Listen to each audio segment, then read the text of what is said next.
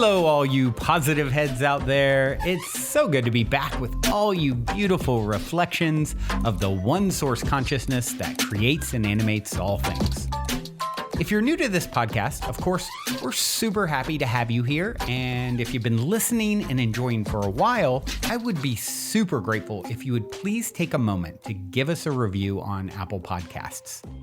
It's one of the best and simplest ways to pay it forward and help others find the show so that they too can tap into the powerful perspectives and positive vibrations we are collectively emanating.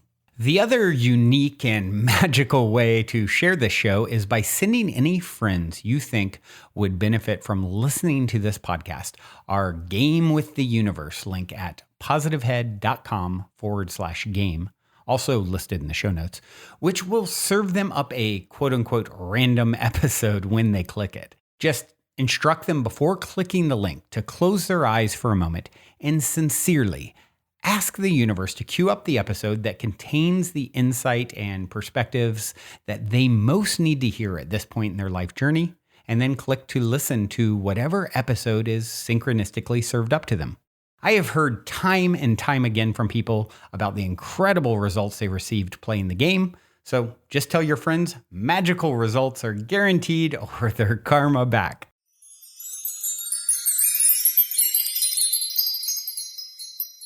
All right, all you positive heads, welcome one and all. I am super grateful you've joined me on this magical today, a day where I have been almost bombarded really with all these different synchronicities around the ancient structures in our lands, the ancient structures all over the world, and namely the ones that are right here in North America, because these are often forgotten, the ancient megaliths and different structures that are all over this land. And I'm often reminded of them when I take the drive from Arizona to Colorado each and every winter and summer. I go visit family there and I stay for a little while, and I always drive. It's just a 10.5-hour drive. Yes, not that bad. And you go through all of this desert land, all of this reservation land. And there are so many different structures, different rock structures, different monumental structures. And when you look at the land, you can see where in the history of this land that there has been water moving through, that maybe certain parts of it were underwater, and that this land has changed so incredibly much over the eons. And what's been coming up so much lately is our awareness of our ancient history. I don't know if any of you have seen Graham Hancock's new show on Netflix called Ancient Apocalypse, but this show is creating quite the controversy in the mainstream. And I find it exceptional because what is so wonderful about this is that everyone's eyes are being opened to a new perspective. Whether people decide to take that perspective in or not and be open to it is another thing. Regardless, the truth about so many different things in our history is coming out. So many different truths have been coming out over the years, and I think that this year coming and the years to come are going to be highlighting more and more of our truths, more of the ancient truths, more of the truths about the nature of our reality. And when we look to the ancients, when we look to the structures that have existed on this planet for millennia, for so long we can't even comprehend, we can learn a whole lot. When we look to our ancestors and see what they built and try to understand it and know that they didn't have the technology, they didn't have the material ways to examine things that we do now, but they didn't need them. They didn't need them because they had a connection. They had a connection with their own inner being, which is their higher guidance. And they also had the help of their star relations, of the star people who came and helped each and every single indigenous culture of this planet. I don't think I've ever heard a creation story from an indigenous culture that didn't involve star people or people from another world from the skies ever. This always involves people coming from somewhere else to help them, to teach them different ways to live that were easier, ways to make a fire, to plant food, to build structures to live in. Our ancestors had help, and they had this help in the physical and also in their minds. And so when we look at these ancient structures, we can learn a lot about our ancient history. And it's very valuable to be open-minded to knowing that maybe the history that we've been taught isn't really the true history at all. Maybe there's a lot more to it. I know in the work that I do, I learn a different story about history almost every single day. Our perception of the past is not the reality of the past, is what I learn every single day. For example, just this week, I had a session with a client who went back to what she thought was a medieval life. It was a life that she lived in stone buildings, and it turned out that she was a princess of sorts, where her parents were royalty and very, very important in the society she lived in. So important that her role was very important, and her persona that she had in the community was extremely important to her parents. And the clothing that she had to wear was so tight and so constrictive and so itchy, and she hated it. Meanwhile, she's this princess, or maybe they didn't use those words, but that's how we would think of it. She's this princess who gets to live in the castle and has all of these things. And to the townspeople, they think that she has it all. But in her perception, it's a very difficult life because she has these expectations that she needs to uphold herself to. And she doesn't have the freedom that many others have because of who she is. And she has to even sneak out at night just to get a breath of fresh air because it would not be condoned by her family. Even then, even a princess in medieval times, we would think, well, if I was going to live in medieval times, wouldn't that be a nice thing to do? No, the place she lived was so big, it was freezing cold all the time. And while there was a fireplace, she was never warm because it was cold, wet stone, and it was always freezing. And so being a princess at that time was not very easy at all. It was actually a little easier being a regular townsperson, not having to live up to all of those expectations and rules, those strict, strict rules of those who ruled in the time at that time. A difficult life, but from our perspective, we would think, yeah, I definitely want to be a princess. Nope, not at all. The way we see things is actually not the way they always are. I always hear a different perspective about history. One of the very interesting things I learned lately is that the cave dwellings that are high up in the mountains, very high up cave dwellings that just look like a little hole in the mountain. I had a recent session as well where a native tribe was living in one of these caves, and the reason why they lived so high up in the mountain was because of the creatures, because of the dinosaurs, because the dinosaurs couldn't get them there. And so obviously this is very, very early ancient humans who were living alongside of the dinosaurs. I get a lot of different aspects of the time of the dinosaurs because we don't often think that humans existed at that time or a variation of us that is very close to what we are today. And we did exist at that time.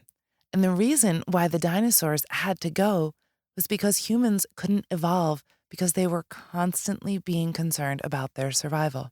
And this planet was meant to be a planet where humans could evolve. That was its original plan. That's the original experiment. And the dinosaurs were interfering with that.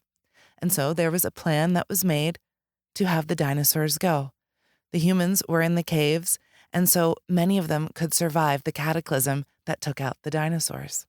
And then, of course, we had a little help from the star people each and every time this planet has had a cataclysm, because these are the people who planted us from the beginning. And what I mean by planted this garden, this beautiful Garden of Eden, this beautiful planet that was intended to be a place where humans evolved and nurtured their own soul's evolvement.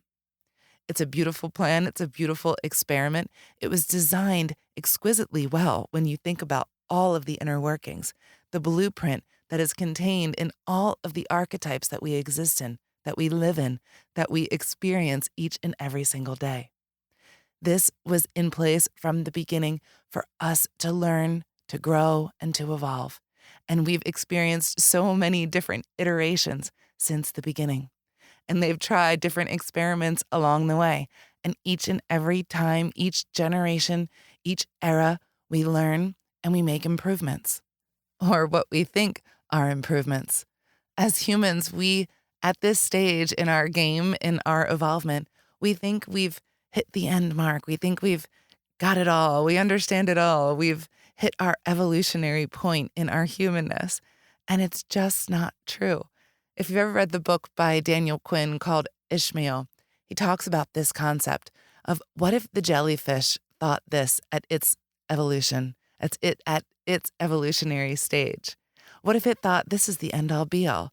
I am the highest jellyfish. This is all I will ever be. This is all it will ever be. This, me as a jellyfish. Well, humans are the same exact way right now. We don't even understand our capability, how incredibly powerful we really are. Before we continue on with today's episode, I'd like to take a quick moment to tell you about our sponsor, Talkspace. As a listener of this podcast, you know it's important to prioritize your mental health and wellness because when you work on yourself, you'll start to see and feel positive changes in all areas of your life. When it comes to getting help via therapy, Talkspace makes it super convenient to get mental health care with or without insurance to fit your needs. The long-term effects of therapy can give you the tools to deal with challenges as they arise and lead to a more optimistic outlook on life. And you don't need to wait until something goes wrong in your life to work with a therapist. Of course, Talkspace is also there to help with any specific challenges you might be facing. It's the #1 online therapy platform with thousands of licensed therapists trained in over 40 specialties, including anxiety, depression, relationships, and more. Your therapist can help you set and achieve your goals. And as a listener of this podcast, you'll get $100 off your first month with Talkspace when you go to Talkspace.com and use code POSITIVE.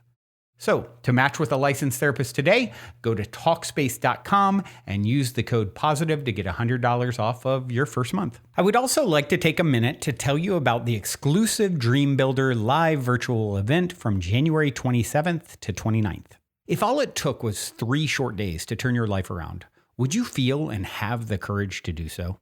If so, then you won't want to miss best-selling author Mary Morrissey and her team of all-stars who will show you how to break all the rules, feel more confident, and set yourself up for enormous abundance. You'll discover how to build a new, supremely confident you in 3 short days. Super powerful beyond what you dreamed possible. Learn how to rewire your subconscious mind with tools of spiritual manifestation, raising your vibration so powerfully that life rearranges itself to help your dreams come true. Plus, you'll discover the #1 secret to achieving the fabulous new life you and everyone deserves, so you can enjoy more happiness, more wealth, more joy in every area of your life. Go to bti.com/positive and register for your free tickets with a reimbursable deposit today.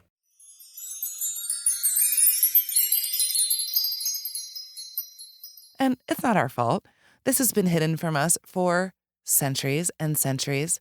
And I think that this is a huge part of why our history is written the way it is, why the archaeologists and those who are in control of our story, of our historic story, are so opposed to us understanding the true history of this land.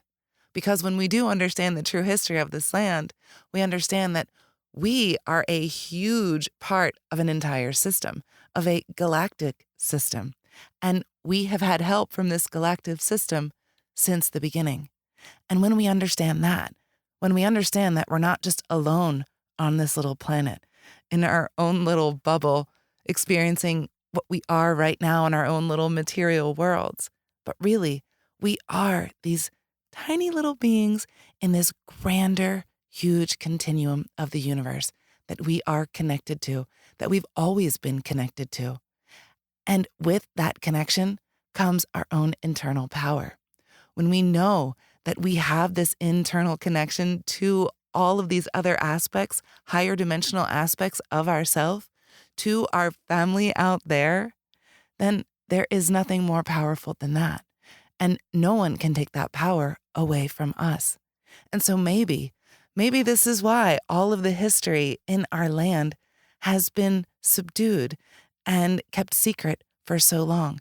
Because when we actually do understand the history and understand what's behind it, then we're going to understand ourselves a whole lot differently. We're going to understand how big and powerful we really are. We're going to understand the geometric vibrations and the frequencies that are set in place on this planet and how they work. And the ancients knew that, and how they aligned all of their structures to the stars, to align these structures to the energetic vibrations and frequencies to do certain things. Maybe it's to open a portal. Maybe it's used for healing. Maybe it's used to travel through other dimensions, whatever it may be. Through energy, which we all are, this is an energetic system, we are all energy beings. All of these things are possible, and the ancients knew this. And so what if we all knew this? What if we all knew how powerful we are? What if we all understood our own energetic system in this way? And then we're able to connect that to the grid of the earth and the grid of the universe and understand our little part within this huge whole continuum. And that this little part plays a huge part within this continuum because every single little piece is part of this whole. And so imagine the more we become aware that we are energetic beings, that we are connected to this grid, and this grid is bigger than this planet. It's part of the entire universe that we live in, that we are going through different energetic vibrations in the universe, and it is possible for us to tap into these energies and use these energies for the benefit of the entire planet, for the healing of this planet and for ourselves. And really, it's the healing of ourselves that heals the planet. The planet does its own thing and will heal itself on its own.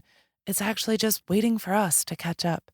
And so as we understand, as we allow this awareness to come into our lives that energy is really all we are, the ancients have known this. It's written in the stones all around us. If we start to accept these ideas and just open our minds to the idea that it's actually a whole lot more simple than we think it is. We take our technology and we think that we need to use these tools in order to get to this place. And actually, we are the tool. We are the gadget. We have all of this within ourselves. When I'm saying this, what I'm seeing in my mind right now is our crystalline being, is the crystal that we are, each and every being, that piece of light that sparked off from Creator. Each and every spark is a crystal. And how powerful is a crystal? How much does a crystal contain within it? A crystal contains everything. Every single ray of light, every single vibration, every single frequency. That means we have all of that within ourselves. We are crystalline beings. And with this crystalline self, we have the power to do whatever we want. The ancients knew this. The ancients practiced this. And I think this is why our history has been hidden from us in this way. This is simple. It is free. All it requires is concentrated effort, intention, and focus. And isn't it interesting that we don't quite have the time for that anymore in our world because we're so focused on the material, on our 9 to 5, on having the job, to have the house, to have the kids, to have the car, to have the vacations, to do all the things. And yes, we all get sucked into that. But in ancient times, none of that existed. And they had all the time to sit and go inside. So the more time that we can find to do that, the more we connect to these aspects within ourselves and within the earth. Now, too, think about how all of these structures were built. Not only were they built along the grid lines of the earth and in accordance with the star systems and in alignment with them, they were also built in the direction of the 4 directions. Typically, when there was a 4-cornered building, the corners would always point north, east, south, and west. There's always a respect being paid to the earth. The ancients knew to build their homes and to build their structures just like nature did, just like the animals did. And so everything was built in respect and in accordance with nature. And this is another thing that we're starting to all become more and more aware of, that this is the way to be, that this is what feels good. Coming together as a community, working and being and living on the land, and going inward and focusing on our own energy systems and bringing the light into ourselves so we can be powerful, loving creator beings. That is what we're here doing, learning how to be, learning the lessons of love, learning how to manipulate energy, and how to do that in service to others. I know every single one of you listening to this podcast is here doing this volunteer work for this collective, for this whole, and I want to applaud each and every single one of you. Many of you may or may not know what your purpose is, but one thing that you can know for sure is that your presence here alone, your energetic presence, just being here, is doing more than you could possibly imagine. Your tiny interactions that you have with strangers are doing more than you could ever possibly imagine.